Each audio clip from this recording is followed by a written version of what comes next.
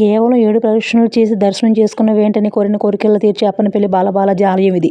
తిరుమల వెళ్లలేని భక్తుల కోసం సాక్షాత్తు శ్రీనివాసుడి తరలివచ్చిన క్షేత్రం అప్పనపల్లి. తిరుమలలో కంటే కూడా ముందుగా అన్నదాన కార్యక్రమాన్ని ప్రారంభించిన దేవాలయం కూడా ఇదే. ఇక్కడ గల గోదావరి ఉత్తరవాహిని. ఇందులో స్నానం చేస్తే ముల్లోకాల నదుల్లో స్నానం చేసిన పుణ్యం లభిస్తుంది. ఇంతటి విశిష్టమైన క్షేత్రాన్ని ఎలా చేరుకోవాలి, అక్కడ జరిగే కార్యక్రమాలు, ఆలయ చరిత్ర చెప్తాను. ఈ వీడియో పూర్తిగా చూసేయండి. నిడదవోలుకు 75 కిలోమీటర్ల దూరంలో అప్పనపల్లి అనే గ్రామం ఉంది.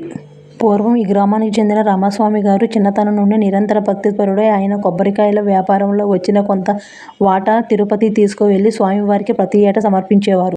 ఒకసారి స్వామివారి పాదాల వద్ద ఆ ముడుపును ఉంచుటకు గర్భాలయంలోని వారు అంగీకరించలేదు. ఆ తరువాత ఆయనకు స్వామివారి కలలో బాల్య రూపంలో దర్శనమిచ్చి నేనే అప్పనపల్లి వస్తానని కొంతకాలానికి అతను కొబ్బరికాయల కొట్టులో వెలిశారు. శ్రీదేవి భూదేవి సమేత కళ్యాణ వెంకటేశ్వర స్వామిగా వెలసిన స్వామి బాలబాలాజీగా నామకరణం చేసి నిత్య పూజలు చేస్తున్నారు. ఇప్పుడు మనం దర్శనం చేసుకుంటున్న ఆలయం చిన్నజీయర్ స్వామివారి ద్వారా ప్రతిష్ఠ జరిగిన దేవాలయం. ప్రతి శుక్రవారం తెల్లవారుజామున స్వామివారికి అభిషేకం నిర్వహిస్తారు.